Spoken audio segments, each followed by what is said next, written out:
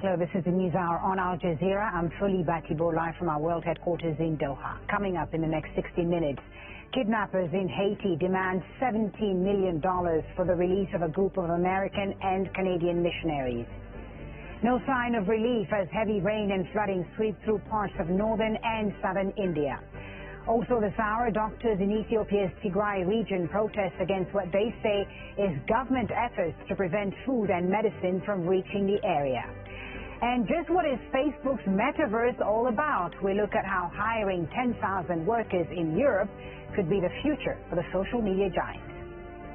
And I'm Peter Simmons with your sport. Premier League clubs seek to block Newcastle gaining from their lucrative takeover.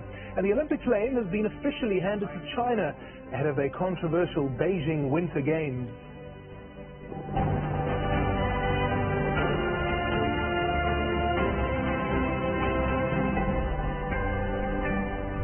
Thank you very much for joining us. Haiti's Justice Minister says a criminal gang is demanding $17 million for the return of 17 foreign Christian missionaries.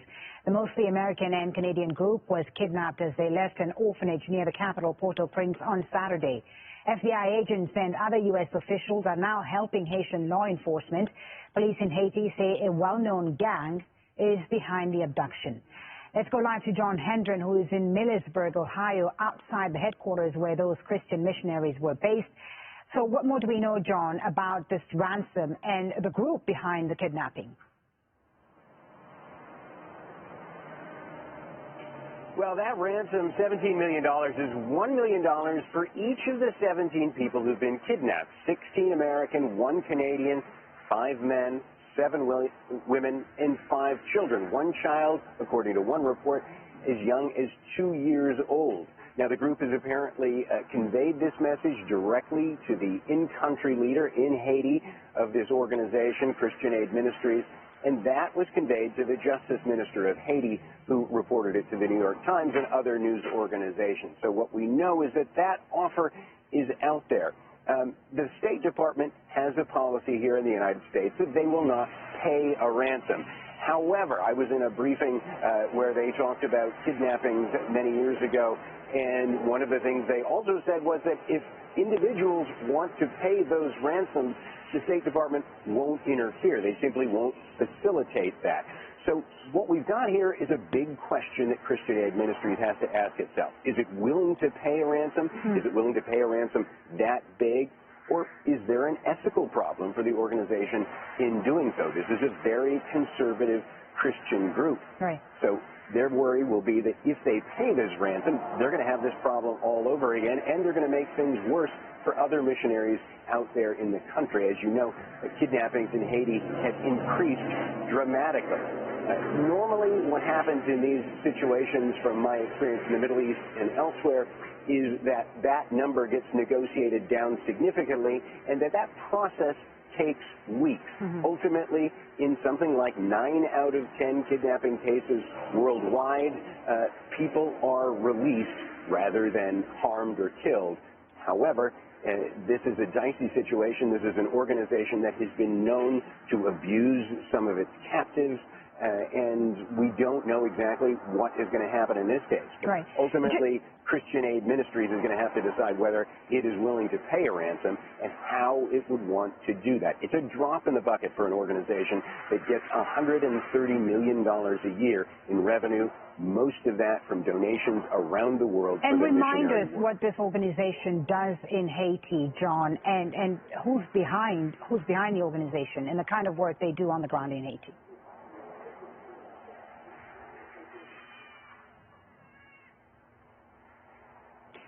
John, can you hear me? I think we've lost our connection to John Hendren there. John Hendren reporting live from the headquarters of the Christian missionaries who were kidnapped in Haiti. Again, a ransom has been demanded today by the kidnappers in Haiti. We'll have more on this story later on for you here on Al Jazeera.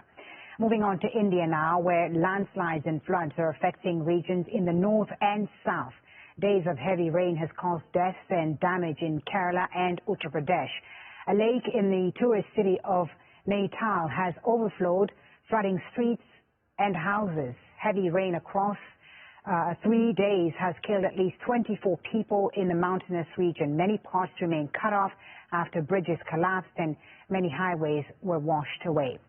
Now, the coastal state of Kerala is also bracing for more flooding. Near-capacity dams are being opened as more rain is predicted on Wednesday. At least 38 people have died in the southern state since last week. Thousands of people have been moved to relief camps. But with high COVID-19 cases in the state, there is concern about infections in shelters. Elizabeth Branham is in one of the worst affected districts in Kerala state with this update. We are downstream from Kerala's biggest water reservoir, that's the Idukki Dam, which is releasing 100,000 litres of water every second. Now, the government is doing that. It's releasing water from 3 dams because they rapidly filled up with the torrential rain over the weekend. And that means that people living in or living downstream along the Periyar River as far as the city of Kochi have been put on alert in case of flooding from the release of water. Now, they're doing this because there is more heavy rain predicted for all of Kerala from Wednesday, and this is what the state's Water Resources Minister told us about their preparations. All the dams are under control now, and the government has made all arrangements regarding the relocation of people living near the catchment area of these dams and also to other places where this water could flow. No one is relocated as of now, as the water we are discharging is in a limited and controlled manner. Now, what the government is trying to do is avert the kind of disaster that happened during the monsoon floods of 2018, when at least 400 people lost their lives. And the government faced criticism for both delaying the decision to open the waters, to release the waters rather, from the reservoirs, and then once they made that decision, to not giving any notice to people who were living downstream. Those are both cited as reasons for some of the widespread damage and destruction.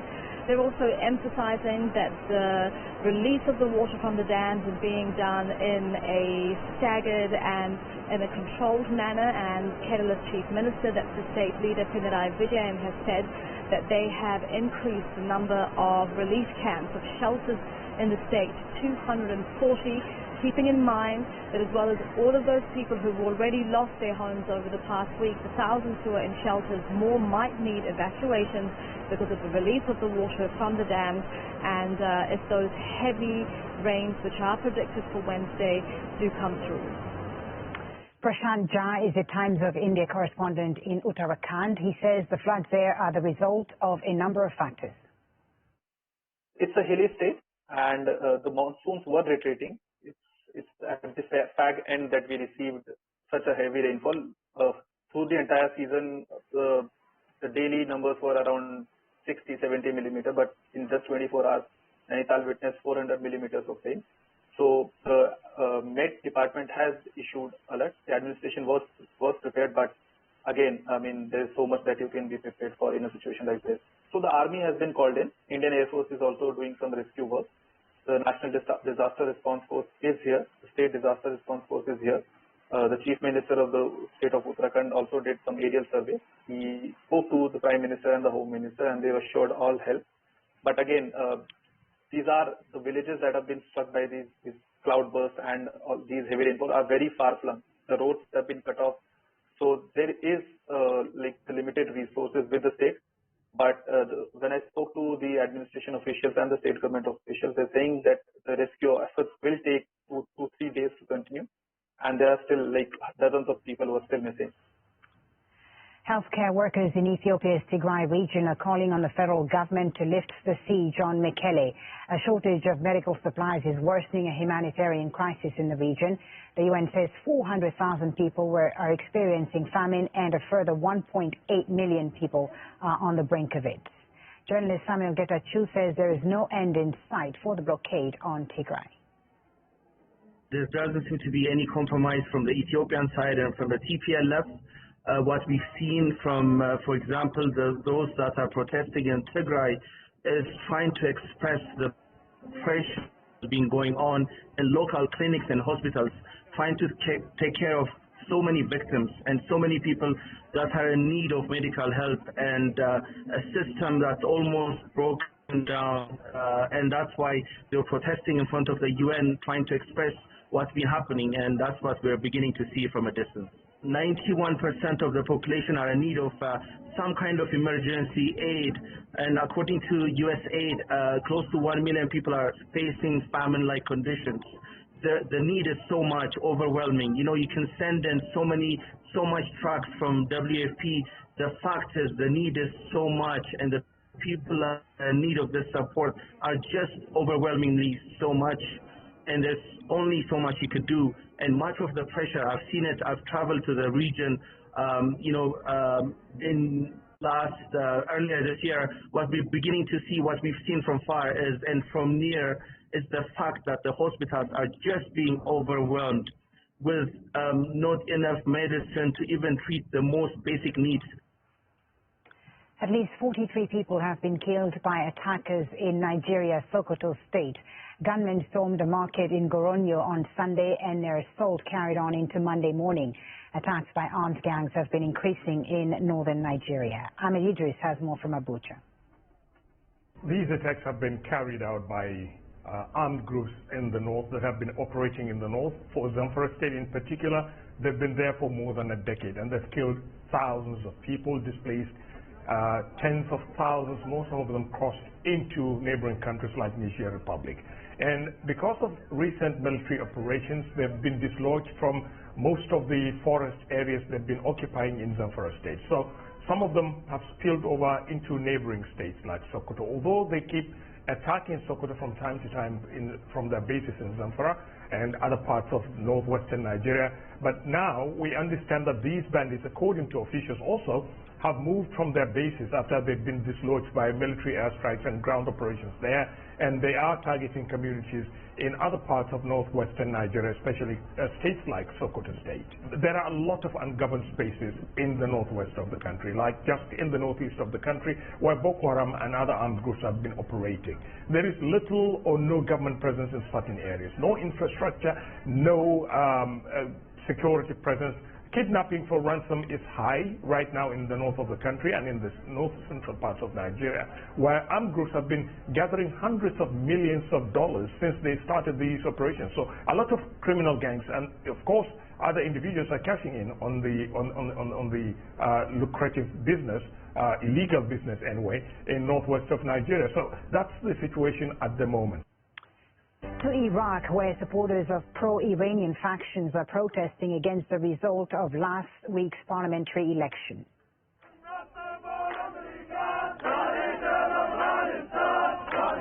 Parties linked to the paramilitary group known as the Popular Mobilization Forces saw big losses in the election. Crowds in Baghdad have been gathering to demand a recount. Let's go live to Mahmoud Abdel Wahad, who's at the protest in Baghdad. It's nighttime there. Tell us about how big the crowds are and what their demand is.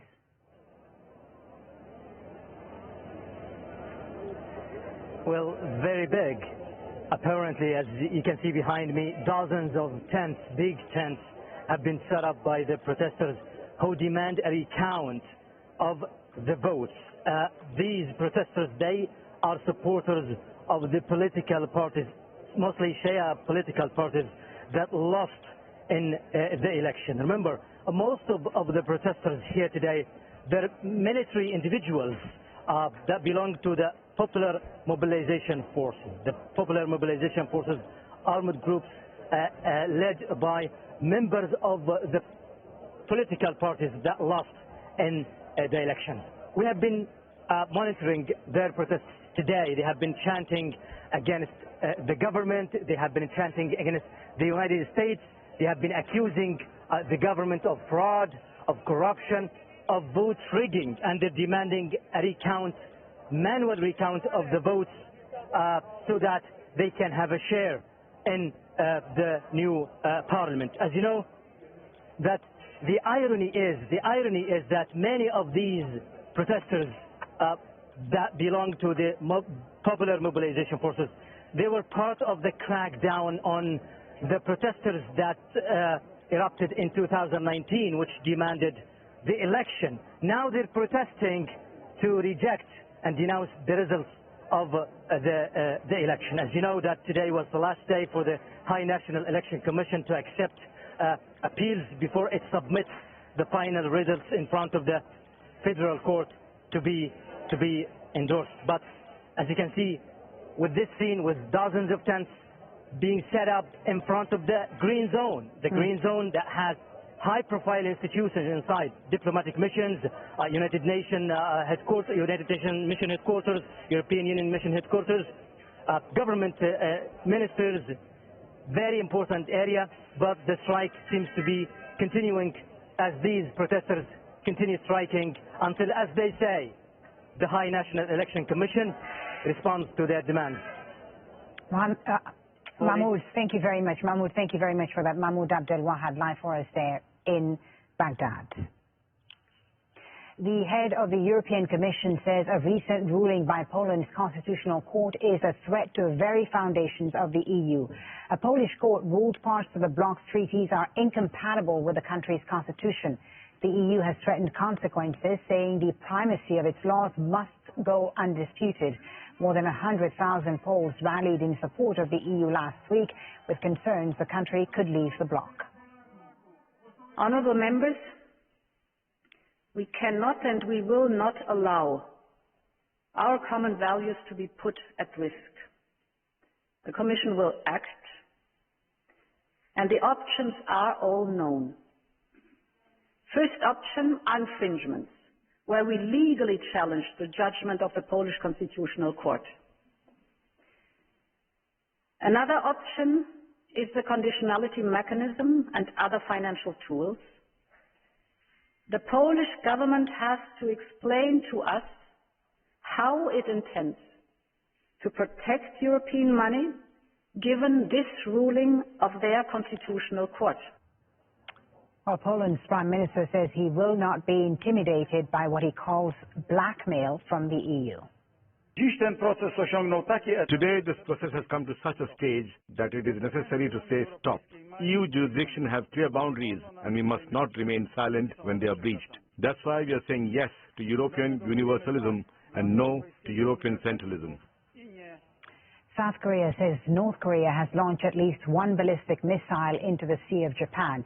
It says the weapon may have been designed for submarine launches. A trilateral meeting of intelligence chiefs from the US, Japan and South Korea has been held. They agreed to strengthen cooperation.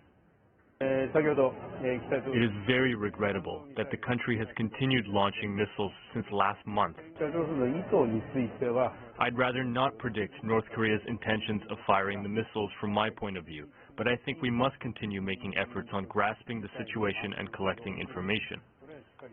Katrina Yu has more from Beijing. We have conflicting reports as to exactly what happened. South Korea says one missile was launched, but Japan says two missiles were launched, and at least one of those missiles could have been launched from a submarine. Now, if that's the case, this will be the first time North Korea has successfully test-launched a missile from a submarine. Previously, they only did so from test barges. Now, shortly after the launch, South Korea's Security Council met. They were deeply alarmed by this incident. They expressed deep regret, echoing the Japanese Prime Minister's sentiments. Later, we had a response from the U.S. government using stronger language, condemning the test and urging the North Korea to refrain from any destabilizing activities. Now, Beijing's foreign ministry has also chimed in using softer language. It said that all parties should maintain restraint and commit to peace and dialogue. China is definitely watching all of this very closely.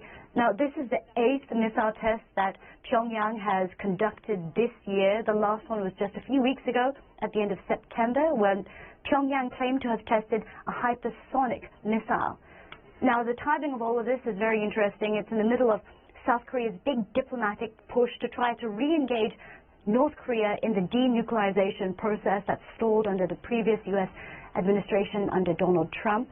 And today, on Tuesday, the intelligence chiefs of the U.S., Japan and South Korea all met in Seoul to strengthen their cooperation. So this test could be in response to that meeting, and also it takes place while in South Korea we have a weapons trade fair, the ADEX trade fair taking place where various Asian countries, including South Korea, are shopping and looking to upgrade their defense systems. Graham Ong-Webb is a defense analyst and research fellow at Nanyang Technological University. He says North Korea is trying to remind the world of its development program.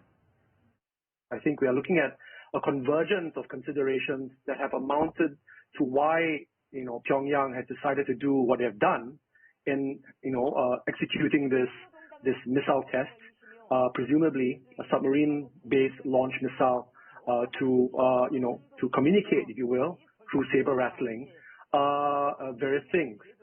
In the least, of course, just looking at, capability development alone, I think the North Koreans are trying to remind all of us that, number one, they're serious about this. Number two, they are pushing the envelope when it comes to developing essentially what will amount to first-tier nuclear power capabilities. So I think that's something that is rather disconcerting to all parties who are impacted by this. They are moving, baby steps, if you will, not as fast relative to the development of other countries that have, undertaken their own nuclear programs. Nevertheless, the wherewithal, the cunning, if you will, to find ways, workarounds to get technical data, to get the knowledge transfer, to somehow make it there and to build these capabilities and to successfully test them. So I think there's really no cutting off the regime ultimately, particularly in a globalized world, even with North Korea in consideration of that.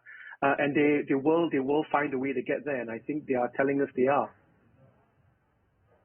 Myanmar's military government has started releasing political prisoners. The amnesty grants freedom to those who took part in the anti-coup demonstrations in April. But most of the civilian leaders of the deposed government, including Aung San Suu Kyi, are still detained. Leah Harding has our report. Cheers erupt as families are about to be reunited for the first time in months. These political prisoners scan the crowd, looking for their loved ones outside this prison in Yangon, Myanmar. When they finally find them, tears of joy. Thousands of reunions like this are expected to take place in the coming days after Myanmar's coup leaders issued an amnesty for some 5,600 political prisoners. Most were arrested in February as the military deposed the elected government. Others were detained months later during anti-coup protests. My sister was arrested after someone reported her for publishing books. They ordered 50 books from her and arrested her with police vehicles and military trucks. I hope that she gets released soon. She has 2 kids at home. I want her home as soon as possible. The timing of this amnesty comes a week before the regional bloc ASEAN is due to meet. In an unprecedented move, ASEAN leaders have excluded Myanmar's military leader, Min Aung Hlaing, from attending that summit. It's the most severe sanction the bloc has ever handed to a member state in 5 decades. This is a big deal. Telling the leaders of one of the ASEAN member states that it cannot attend the summit, at which it would have used the footage of to try and demonstrate its international legitimacy to people in Myanmar, to try and use that to suggest that they should stop resisting because the coup d'etat in February was a fait accompli. That is a pretty big deal, and it was something that took ASEAN a long time to get to. Myanmar authorities released more than 2,000 anti-coup protesters from prisons across the country in June, including journalists critical of the military government. The latest and larger amnesty comes while there's increasing pressure on the military leaders to engage with their opponents, nearly 9 months after seizing power.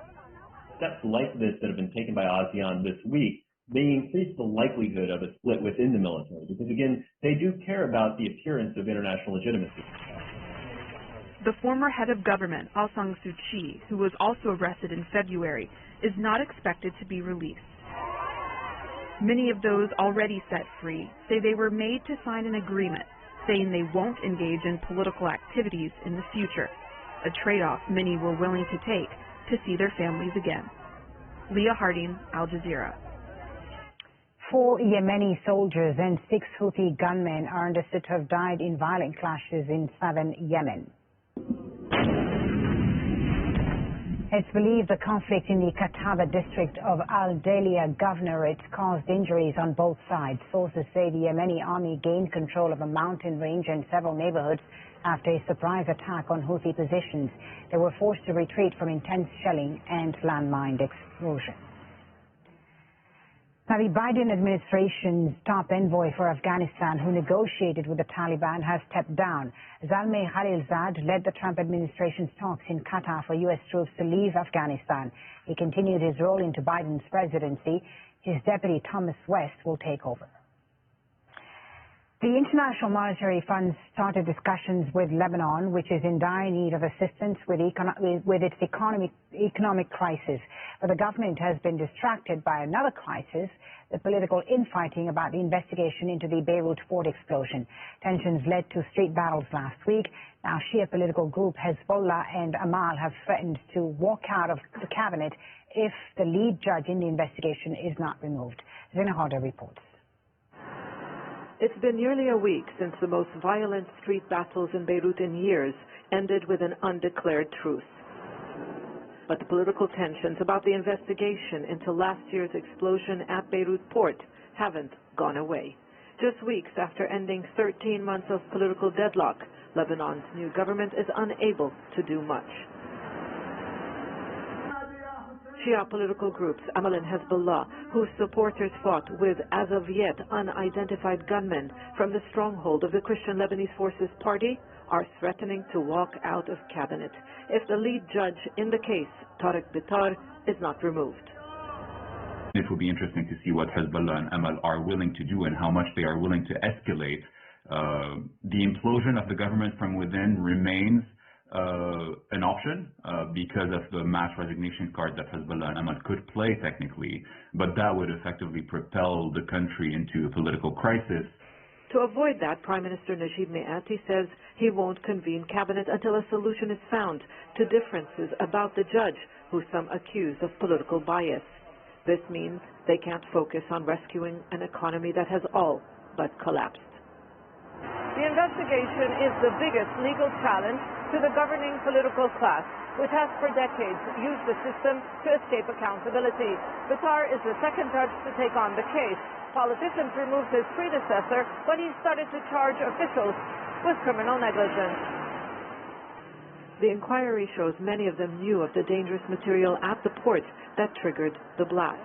Judge Bitar has tried to prosecute some of those believed to be responsible. He has issued arrest warrants for officials who refused to show up for questioning. But there has been no cooperation from the political and security establishment, which is now trying to find ways to take the case out of Bitar's hands. Basically, the mechanism they're now trying to put in place is one that is supposed to oversee what Judge Bitar does. It's a mechanism to try and control the flow of the investigation, to try and put some controls over the movement of Judge Bitar and what he finds. Bitar's findings haven't been revealed, and it's not known if he found evidence linking those seeking to undermine his investigation to the ammonium nitrate responsible for the devastating blast at the port. This investigation has caused a deep divide that led to a dangerous escalation on the ground, and now political deadlock. Zana Khodr, Al Jazeera, Beirut. Hi there, good to see you. Getting going on your weather forecast for the Middle East right now. We've got some rain hanging around the Caspian Sea, and there is the risk some of this could seep into Tehran. So we look at the next 3 days, and we'll call it about a 40% chance of seeing some showers on Thursday. Your temperature 19, 18 degrees. That's below where you should be for this time of the year. Off to Pakistan, temperatures come down just a bit. In Karachi, 36 degrees, and Islamabad up to 33, the high for you on Wednesday. Turkey's northeastern Black Sea region has been struck with some heavy rain as of late, still there on Wednesday, but it will start to peter out as we get throughout the day. Central Africa right now, Uganda, right into the Democratic Republic of Congo, we're seeing some pretty big storms flare up here. I want to take you further toward the south because we do have some rain dancing around now central and northern parts of Mozambique, but if we look toward the west, Angola, Namibia, we'll start to see that slide into Botswana and western parts of South Africa on Thursday. But look at this, Cape Town 27 on Wednesday. Now let's go to Thursday, and we really see that rain organizing in those parts, especially some bursts of rain for western areas of South Africa. Cape Town has a high of 21 degrees.